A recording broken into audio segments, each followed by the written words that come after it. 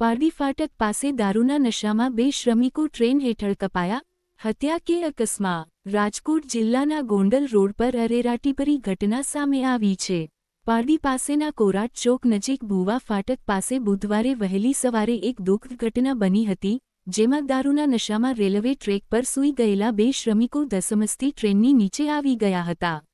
Rajkot Gondal road ઉપર કોરાટ ચોક પાસે આવેલી ભુવા ફાટકે દારૂ ઢીંચી 2 શ્રમિક રેલવે ટ્રેક પર સૂઈ ગયા કે હત્યા હતા. બુધવારે વહેલી સવારે ધસમસતી આવી રહેલી ટ્રેન નીચે આવી જતા બંનેના કરુણ મોત નીપજ્યા હોવાની ઘટના પ્રકાશમાં આવી છે. કારખાનામાં પૂઠાનું કામ કરે છે.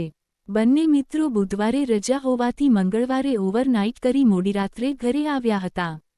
તેમજ બંને મિત્રો છેલ્લા 3 વર્ષથી કારખાનામાં સાથે કામ કરતા હતા. બંને યુવાનોનું ઘટના સ્થળ પર જ કરુણ મૃત્યુ થયું હતું.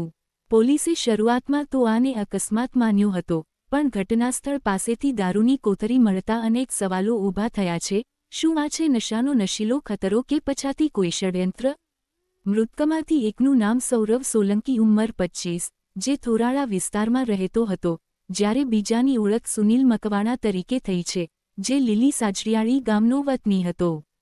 બંને મિત્ર પેકેજિંગના હેમ કંપનીમાં છેલ્લા 3 વર્ષથી સાથે કામ કરતા હતા.